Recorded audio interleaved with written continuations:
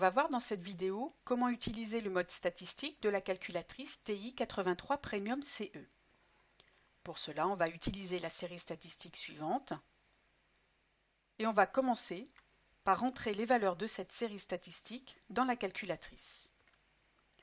Pour cela, on appuie sur la touche Stat, on choisit le menu Édition et Modifier.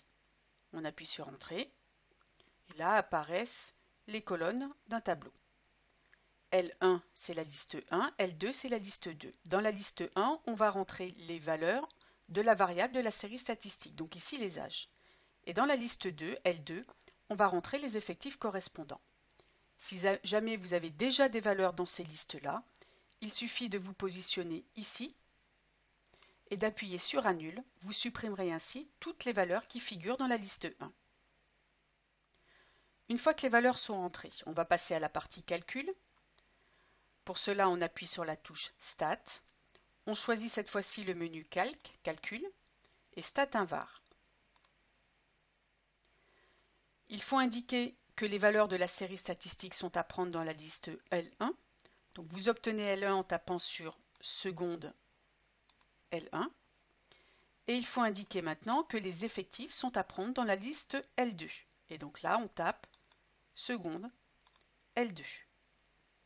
On choisit ensuite Calculer. Et voici les paramètres de la série statistique qui s'affichent. X bar, c'est la moyenne. L'âge moyen des joueurs de cette équipe est légèrement supérieur à 28 ans. Sigma X, c'est l'écart type de cette série statistique. Il vaut ici environ 3,24.